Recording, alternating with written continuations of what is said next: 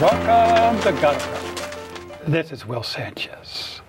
My special guest tonight is Herbie Medina. He runs for Urban Athletics. This is a very special episode of Gotta Run. We're dedicating this show to all the moms that the running community has lost in the last few years. In particular, Toña Medina, Herbie's beloved mom. I'm delighted to have Herbie on the show. Thank you. Herbie, let's get started by introducing yourself to our audience. For example, where were you born and a little bit about your childhood? I was born in Puerto Rico, and I came to New York at the age of 5. Lived in Williamsburg, Brooklyn. I've been there 53 years. Went to public school, and I teach there now. In public schools? In a daycare center, Nuestros Niños Daycare Center. As a youngster, were you actively involved athletically? When I was a young kid, I used to play a lot of ball and sponge ball in the schoolyard, but I was not into running. I was more a baseball player. Oh, okay. And I met a kid from Van Cortlandt. His name is Harold Benitez, and he knew that I was fast in baseball. I was always fast. I was always the fastest guy on the team. So they told me, you could be a good runner. Huh. What was your position in baseball? Outfield. Outfield. Okay, so you really all the positions. You really fly down those fly balls. Yeah, I was the fastest. I played in Central Park. Oh. Little League, yes, okay. Little League, and so they said, you should try running. Our first race was a Central Park Snowflake 4-miler, and I ran 24 minutes. 6-minute pace. 6-minute pace. So wow. Harold Benitez, who was runs for Van Cortlandt, said, you know what, you could come to us and join a team, and that's when I started running. But I still was playing baseball. Sure. But in the later years, I lost a little bit of my ability to play baseball. I was losing a little bit of my eyesight. I got injured, so I started running. And then my baseball career was over. Cool. I started running in 1979. Okay. And 1980, I was running for Van Cortlandt Track Club in the Bronx. I used to go from Brooklyn all the way every Tuesday and Thursday to workouts on the train. And then that's where my running career came about. Cool. Still, what was your first marathon? Do you recall? My first marathon was in 1982. It was 3 hours and 14 minutes. Whoa, New York nice. City. That was the year that Alberto Salazar won one of the years that he won New York. Finished with that. I think it was 1982 with the cloud of smoke that came up. I ran that. 3:14. 3:14. Well, obviously, you qualified for Boston. Well, I don't remember what was the qualifying time, but I had qualified a few times for Boston, but I never did Boston, only once. Only once. In 1996, I ran Boston. Was that a special Boston for you? No, not really, because I was into marathoning. At that time, I was running for a different club because I went to another club. I also ran for Melrose, Central Park Track Club. I ran for Central Park Track Club the 1990s. So. You would like to play the field, huh? Yeah, well, different aspects. Sometimes people make fun of me, like, oh, you ran for so many teams. Well, what was it? You were looking for something? Decided to go to another club. Things change, different environment. Well, you always stayed in Williamsburg, though. Yes, I always lived in Williamsburg. I traveled to all my teams. I traveled to the practices. Okay. But Central Park Track Club, and then that was my last club. I think then I went to Melrose. Then from Melrose, I went to Urban Athletics. Okay, but how did you find Urban Athletics, or they recruited you? No, I knew Jerry McCary. I knew Jerry McCary since a long time when I was running in New York City. Jerry happened to have run the marathon. His first marathon was also New York City, 1982. But I didn't know him. When I look at the results now and I see his name, he ran like 3:15, and he lived in Michigan. So then we became friends, and then, I helped him out with the team management, and, it's a good team to run for us now. Oh, so when you first met Jerry, he was in Michigan, and then eventually he came to New York. He was opened up the stores. Yeah, he opened up stores. Well, he opened up the Winter Garden. The Winter Garden. Yeah. But he worked for Super Runners. Super Runners. Jerry McCary worked for Super Runners at one year. Yeah, that's how he started. Maybe I should have him on the show. We could cover all that. Yes. Well, anyway, this is about you. Right. And were you the fastest in your family? Yeah, I'm the only one who runs. Nobody, runs. Did your mom have a big influence in your life? Yeah, she did. Every time I used to run, and I didn't get to run, she used to say, "Did you run today?" And she kept some of my trophies. How many trophies? Oh, you said we ran races. Yeah, medals. She still had them. Okay. She passed away. Oh gosh. So your mom was very supportive. Yeah. Because on your Facebook, you always have your pictures of her and so forth. You even have a little YouTube. She used to make sure I used that icy hot. Icy hot. That was a thing. Okay. Now, you said you knew Jerry, so when they opened up Urban Athletics, that's when you make the switch over? Yeah. When in 2000, I think I went with him. So you started working with Jerry? No, my work ran for him. You ran for him, too? Yeah, yes, I never worked for Jerry. Oh, okay. We were just close friends. Okay. Okay, but sometimes we see you today working the store on the uptown. Like I help him out. When he was it 91st and Madison? Yeah, 91st and Madison. Because that's where I saw you last time I saw you. Yes. You would help me out with a jacket or some pair of pants. Yes, I help out, make a little bit extra money and also talk to you guys, meet runners, and, stay within the running community. Oh, yep. I'm always involved with the running community. In fact, you're well known in the running community because everybody's calling you either the ambassador of running or the ambassador of public safety, the ambassador of McAllen Park. Yeah. What's all this ambassadorship? What's that about? I look out after people. I like to help people. It's a big running community. We have to stick together, and I just love people. Okay. I think they love you back. Yes, thank you. Okay, cool. Well, so what's some of the most memorable races you've done, that really was special for any reason? I ran a 2:39:57 New York. That's my best marathon. Oh, my goodness. How old were you at that time? 2:39? 1989, I think. 1986. Wow. 1986. Wow. But one crazy feature I have is that I ran back-to-back marathons in 1986 in New York, and that was the first year that it was real hot. And that the Italian run, Orlando Pisolato, bent down all the time, and it took him a long time I ran that year. And then when I was running for Van Cortlandt, so my coach told me, you know what, I ran like 3:36.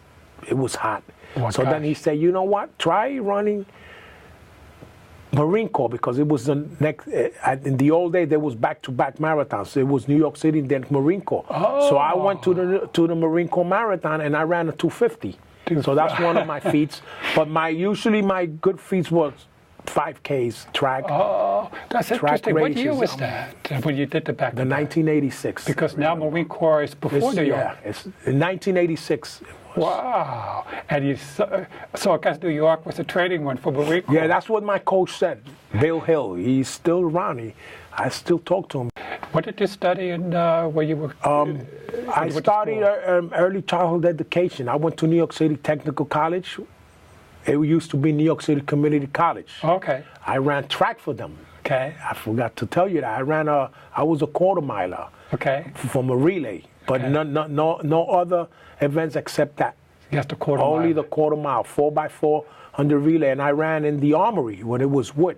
Oh, but before they opened up the new super speed. Right, but the team wasn't that great, but that was one of my first experiences. Okay, so you always wanted to be a teacher? Yes, I always wanted to be a teacher. Well, what attracted you to that? I mean, because it's such a tough profession. This is what I do. I coach baseball, and I always love kids. My mom always loved kids. So that's where you get your love for kids? So, yeah. So that's what you are today, a school teacher? Yes. I'm an assistant teacher, a special ed assistant teacher in a daycare center. Daycare center. So how old are these kids? 3 to 5 year olds. Oh my goodness! Yeah, it's a the pre-K. most adorable kids around. Pre-K. Do they have a nickname for you there? Mr. Herbie. Mr. Herbie. Grandpa. Grandpa. They must know you run, right? Because you probably bring in some of the medals or some of the shirts. Yes, they love the medals when I bring them. when I bring the medals. Yes. So what kind of teaching do you do there? Pre-Ks, you learn the basic stuff. You learn social skills. Some of my children have speech impediments. We help them with their speech and basically to live life. You know, get them ready for kindergarten. Oh. They do drama area. They play.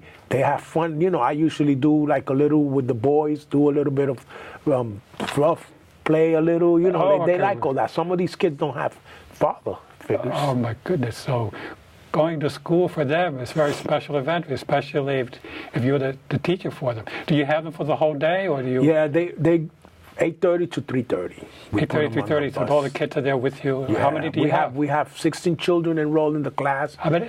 16 children and 16? Yeah. Well, that sounds like 16 children and 10 are special need children. So special needs, meaning you said speech impediment. Yeah, most. That's it. And learning disabilities. So goodness, how do you handle it emotionally to work? You have to be strong. You respect them, they respect you back. Children are children. But you know, it takes a lot of patience. And I worked with autistic children for 10 years before I got this job. So my background is with special autism.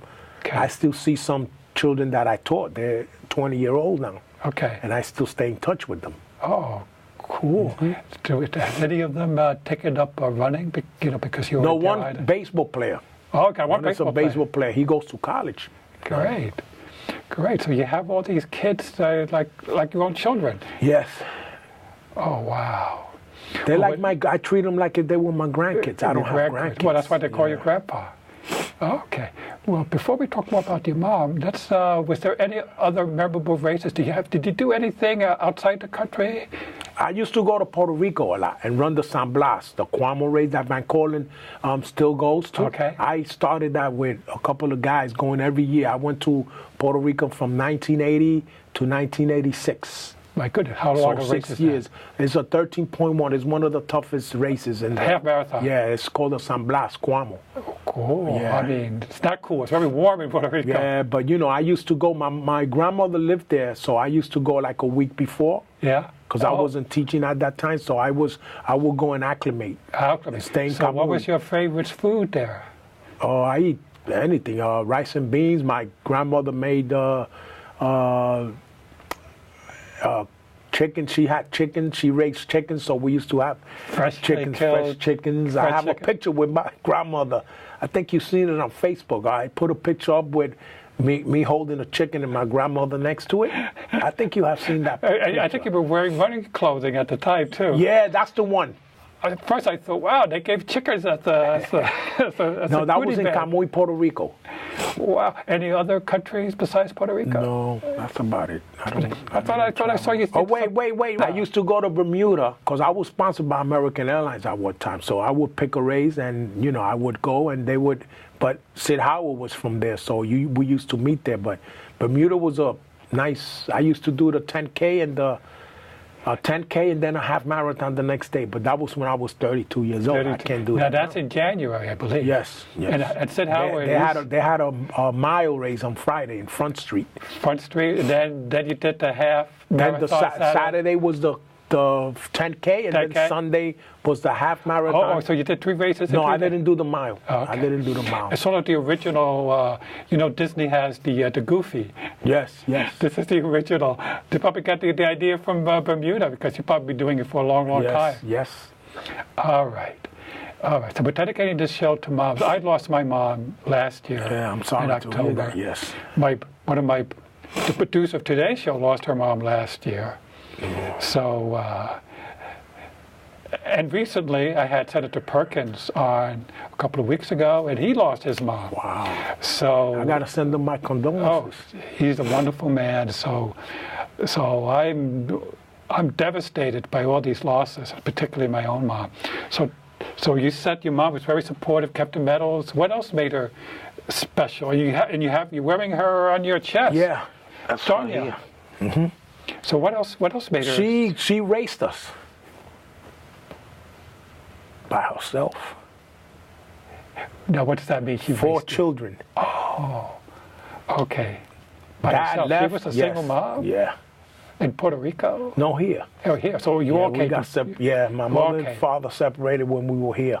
Okay. She raised us. Williamsburg. Yeah, the same neighborhood. Same 50 not even a mile away from a radius. We're still in Williamsburg. Born in Puerto Rico, but raised here. But you could. We were born. There's 4 children of us. This Hector, Evelyn,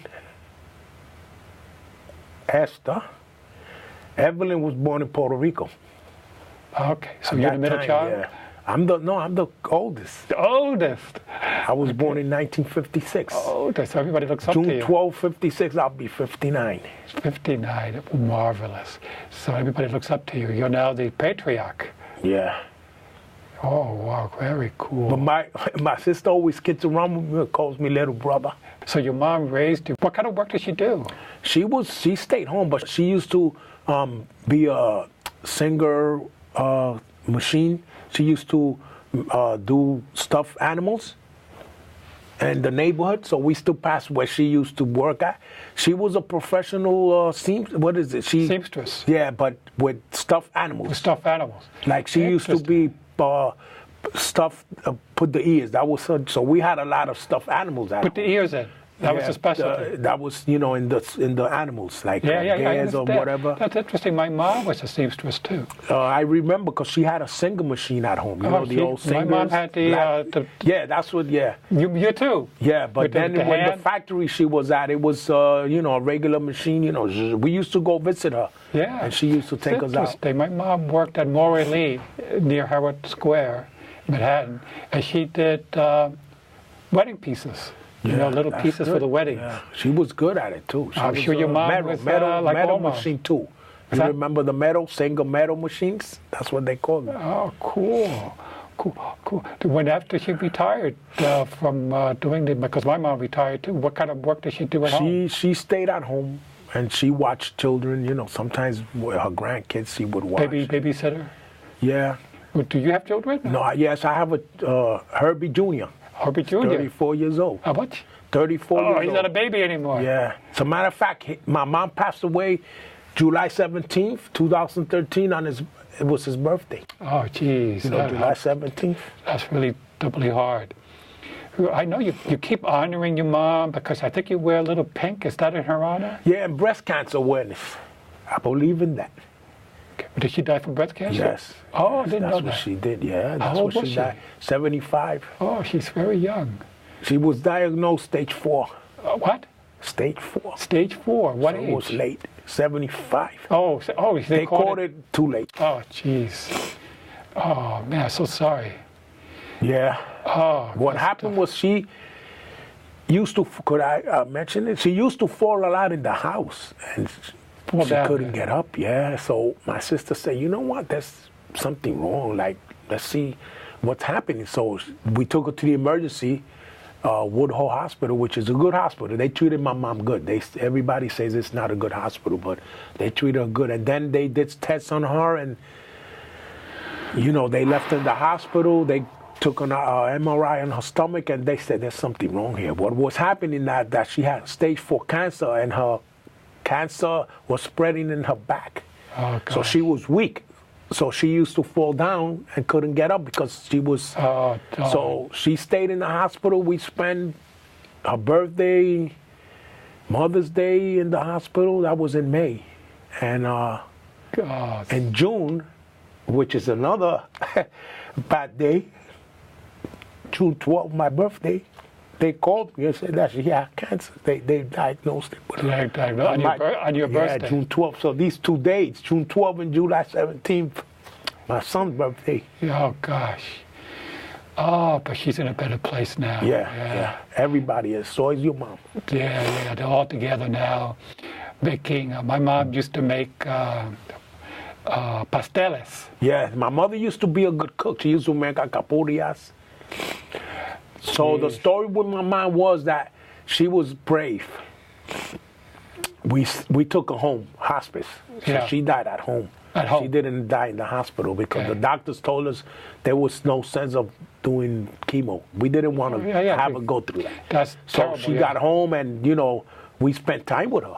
Yeah, I saw the You see photos. Yeah, that's we great. spent a lot of time with her, and I used to go to work and then come back and go to work and come back, spend time with her, go to lunch, spend time with her. And you always she doing lives the around selfie, the corner. you and her.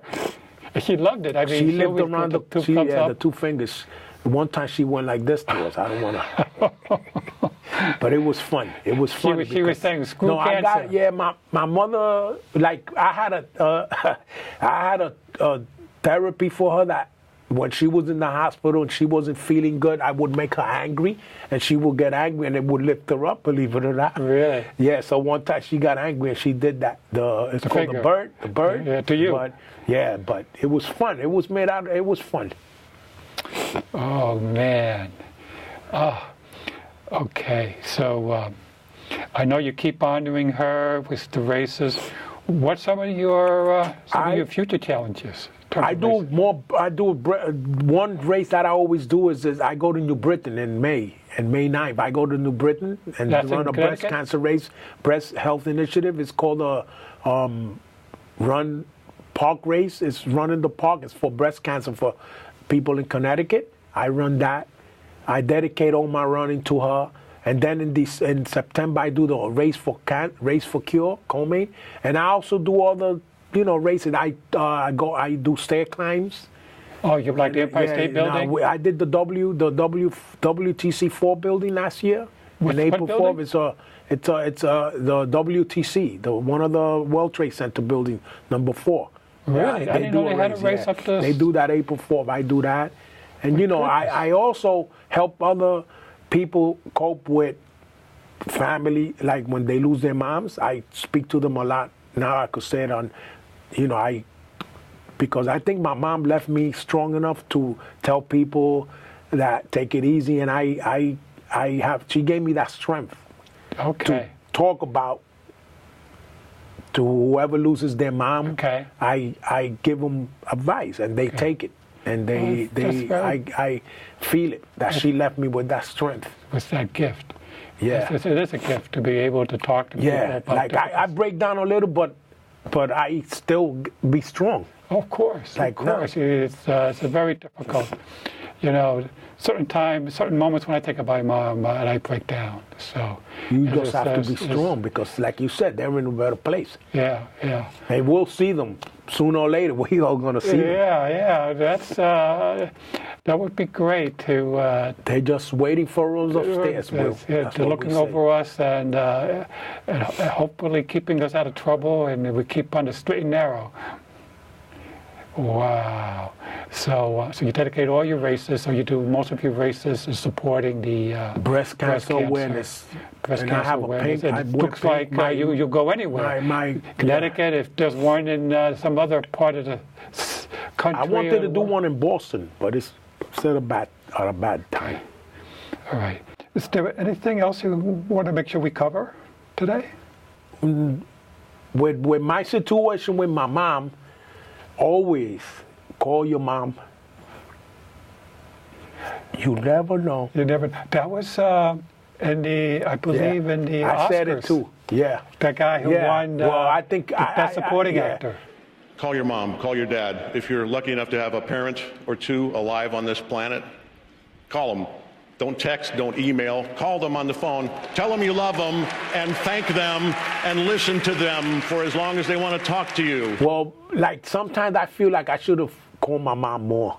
That's where. So when he said that on the Oscars, I said, yeah. Sometimes didn't visit her enough. Oh, you visit many times. It is hard. Oh gosh. Yeah, I think it's a good idea. Call your mom, call your parents. Call your parents or whoever it is. It could not be even your child. Hug your child. Be nice to people, man. That's what I've learned. People says, what's your politics? I usually try to say kindness. Respect people so they could respect you. That's why I'm more respected in the community. I could be sometimes go a little nut, but I speak the truth. Speak the truth, go a little nut. In fact, you were telling me people had another nickname for you, Harry. Yeah, that's my mom's name. Your mom's It's gonna come out on here. My mom nicknamed me Hottie, because she told me that when I was born, they didn't want me to be a Jew. My father's name was Francisco, so they didn't want me to be another junior. There were too many juniors in the family, so that she named me Heriberto. And then when I came here, she gave me the nickname of Harry. So I'm in my family, in my immediate family, I'm known as Harry. Harry. Not Herbie. Herbie is my community name, but your running name. Now my running name, and they call me the Weapon Man too. The Weapon Man came about my sister, because I used to put videos on Facebook, and I would say Wepa. So then my sister one time told me, you know what? You should be called the Weapon Man. So I became the Weapon Man. What does Wepa stand for? It stands for like, yay, hooray. It's a Puerto Rican slang. Yep. Yes, like you'll see it a lot in the Puerto Rican. I know, Wepa. Wepa Man. Well, I have a funny story for you about talking about Puerto Rican. My wife and I were walking the Puerto Rican Day Parade alongside of it, and there was these young people behind us, and they say behind us, "They're not Puerto Rican, they're slow." Oh, so you were walking in the parade? We were walking alongside of it, enjoying it, except we were slowing these people down. But anyway, you're not slow, because I believe you just did a mile in 5-something? No. The track race I just did, no, it's only 6:59. But I'm up track. I love track. 1 mile, 6:59? Yeah, for now. Yeah, that's very fast for 59. 50, yeah. But all right, listen, on that note, thank you so much for coming in. Thank you. My pleasure. Weapon Man.